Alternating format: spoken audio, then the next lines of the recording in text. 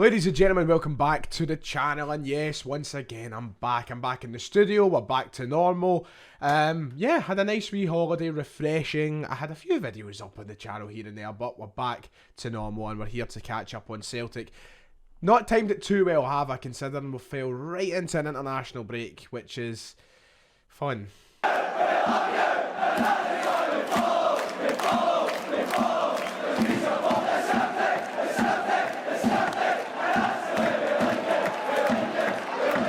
Before we go any further with the video, as always, please make sure to hit like and subscribe. It would be much appreciated. The support on the channel has been great. We're just a few subscribers away from 36,000, so if you haven't, pressed that big red button. And thank you for the support over the past 10 days, where there has been a lack of videos while I've been away. I wanted to do more than I actually did while I was in Santa Ponza in Poland, but the Wi-Fi situation wasn't great. My phone data basically ran out. The Wi-Fi in the hotel was rotten. It wasn't ideal, so my apologies that there wasn't a lot of videos uploaded, but we're back to normal now, hopefully up to the daily sort of content that we usually have while I'm here on the channel. And let's talk about Celtic. Just a quick wee recap before we get into the news and the updates on what's happening at Celtic, on what's been happening while I've been away. I mean, the last 10 days, you know, it's been okay. It could have been a lot better, and a couple of results that were quite sore to take. Of course, I was present there in Poland for the game against Shakhtar, in which we drew 1-1, a game that I thought we should have won. And then at the weekend, we of course lost 2-0 against St Mirren, our first loss in the Premiership for 364 days. A run that was so good. And everything comes to an end. You know what? We have to take it on the chin. We had to take both results, a sore one. We had to take them to the chin, and we have to move on from it. We have to do better. And I think the manager we'll be using them as the motivation when we come back from this international break to see us back at our best, to playing that football we know that we have in store for, you know, both European opposition and domestic opposition. I'm looking forward to taking on Leipzig, for example, at the start of next month, because I feel like we really can take the game to them both in Germany and at Celtic Park. I feel like we can win both of those games with the promise that we showed against Shakhtar last week. You know, we might have drawn the game, we might have wasted a few chances which would have won us the game, but there was certainly enough in that game itself to show that we can play and take a level of quality that's good enough to beat these sides. At St Mirren, it was a slip in the road. These things happen. I'm sure we'll pick ourselves back up. We rotated quite heavily. You know, we've got players now heading on international break and all the rest of it. You know, we will come back to Lennoxtown, we'll be refreshed and we'll be ready to go. And I'm telling you, we'll be back to our same standards when this international break is over. Right, so let's get into the news and the updates on what's happening at this moment in time with Celtic. The international break is, of course, underway. Celtic will see some of their players travel overseas and such to play for their respective nations or for the Scottish national team here at home. Annoying that international break is here, and I don't care. Every time these videos come up, I always feel slightly unpatriotic, but I'm just not a big fan of the internationals. I'm not a big fan of Steve Clarke's football, and it's not the same as Celtic, is it? The excitement of watching Celtic play is never really matched by Scotland. Call me as unpatriotic as you like, but you know it's true. Doesn't mean I don't support us and I don't want us to do well.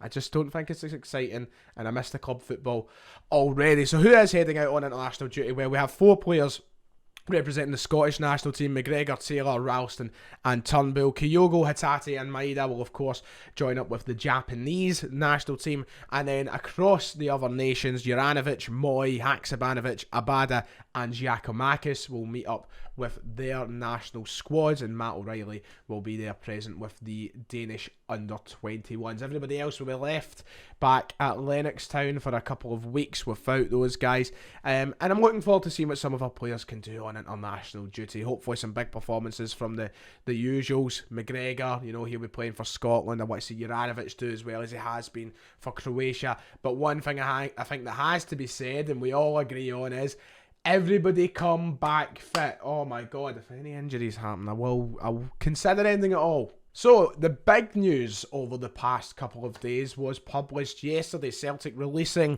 their announcement of results for the year ending the 30th of June 2022. The financial results are in, and they look very, very good for Celtic. To no one's surprise, really. Even though a lot of people might have told us we were skint, A lot of people told us we were spending 50, 60, 70, 80, 90, 100 million in players. Remember that point in time when it was rising by 10 million every week? You know, despite what everybody said, the financial results looking really, really good for Celtic, and alongside that, a lot of good news coming with it in terms of where the club now goes moving forward, improvements to come at Celtic. So bear with me, because we will talk about the potential improvements and the potential investment that we're going to see at Celtic Football Club. But let's quickly have a dance through the announcement of results for the year ended the 30th of June 2022. So here we have it on screen on the Celtic website, the statement that was released. The key operational items, of course, we won the league, great, fantastic. This is just a kind of summary of achievements. If you want to know the key financial items, well, here you go. The group revenue increased by 45.2% to £88.2 million, an increase from £60.8 million the year prior, so that's almost 30 million quid. Operating expenses, including labour, increased by 23.4% to £91.7 million from £74.4 the year prior. Gain on sale of player registrations, £29 million, which was up from a 9.4 the year prior, a staggering increase there. Acquisition of player registrations, £38.4 million, which was up from 13.5. Profit before taxation of £6.1 million. We lost £11.5 million the year prior, so a big difference there. And a year-end cash net of bank borrowings of £30.2 million, which was up from 16.6. And of course, then followed the chairman's statement, which is rather lengthy. And of course, there's a lot of jargon in here. This is, you know, if you're not into your finances and you're maybe a bit younger and you don't understand all of this right now, I'm going to try and summarise what everything here sort of means. So one of the big differences was, of course, we have now kind of exited the pandemic. That period of time is almost history now, and we have started operating as a football club anyway, maybe not so much as a society, quite yet, well, we basically are there, but as a football club, we're operating back to what we were prior to the pandemic. That has made the biggest difference, and that is why you're seeing, you know, revenue increasing by 45%. That is why you're seeing profits of taxation rather than losses of taxation, and that's why you're seeing a general increase in basically all of the numbers, because the main thing is we have fans back in the stadium, we have merchandise being sold at the stadium, we have food and drink being sold at the stadium. We're basically allowing the stadium to open up again. We're allowing fans to be back, and alongside that, you know, you've got people spending money every single week, and match tickets, gate revenue, everything is just going up. It's logical, of course, this was always going to happen. I think a lot of people aren't surprised by the numbers being, you know, good again, but, you know, maybe how good they are, that's taken folk by surprise a little bit.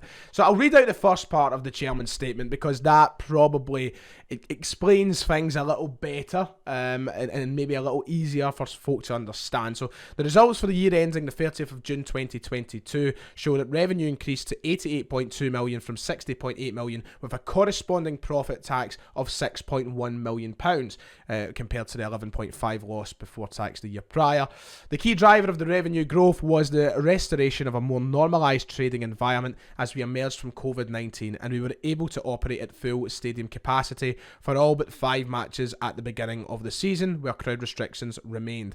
This, along with record gains from player trading in the year £29 million, ensured the delivery of the reported profit. And the contribution of player trading gains, especially in the Europa League years, ensures that we maintain a healthy and sustainable financial future. The COVID-19 surge over December 21 to February 22 was mitigated by the SPFL's initiative to bring forward the winter break to minimise disruption and protect vital matchday ticket income for Scottish football as a whole, which means there was more money from more games that could have been attended, and there was no closed door matches. If you remember rightly, St Johnstone Boxing Day last year was disrupted, and we couldn't see a crowd at the game, so they had to kind of move the winter break forward, and it allowed fans to make sure they could get themselves along to the games, etc, etc. We've acquired several excellent additions to the squad over the January window. We've done well in the financial resource department of that. You know, sold a lot of great players, and then they talk about, you know, the transfers and everything else, blah blah blah. Essentially, Celtic have invested wisely, they have sold wisely, and financially we're in a very good position right now for the current state of the club and the future of the club. Once again, a lot of technical jargon in there, but Celtic good is all you need to know. And you've got to remember, right now at this moment in time anyway, that's only going to get better. You know, we're going to see an increase in revenues and monies in general for the next set of financial results that will be published because of stuff like the Champions League and just, you know, in general, who we can maybe see leave the club over the next year. Don't want to touch on that too much, but it's just going to get better and better at Celtic. Champions League is a big part of that. We're in a very healthy position right now. So what does this mean for the club then? The whole point in this video was to talk about the sort of improvements that could be seen at Celtic Football Club with this money coming in. How is it going to be spent? What are we going to do to improve the current state of Celtic Football Club? Well, Michael Nicholson has spoke on it, and he's talked up the club's activity and how we could see money being spent. There is things to be worked on at Celtic. We know that, for example, we want to see improvements in facilities. A lot of people have always gone on about, you know, expansions and stuff.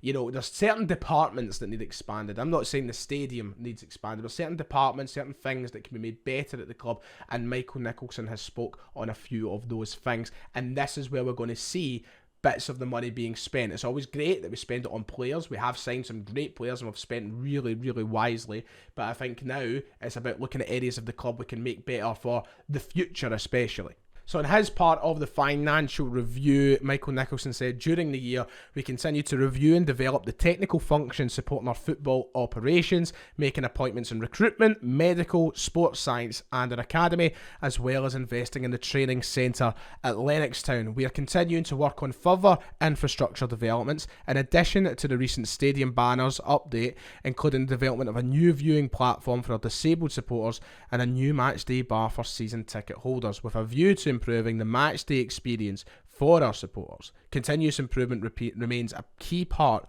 of the club's strategy. So the infrastructure is going to be improved at Celtic throughout. Of course, we have made appointments in certain departments over the past year. Some we touched on there. We've seen people come in and working in scouting roles and medical roles. Sports science was a big one towards the start of last season. And obviously now we're looking to make improvements with stuff like these areas for disabled supporters and season ticket holders in general. We're looking to improve a lot of things. The training centre as well, I'm looking forward to seeing what could maybe happen. Well, of course, we've heard all this stuff about Barrafield in the past. In the past few years, we've heard stories about how they were going to try and open up something there and something for the women's team in the youth academy.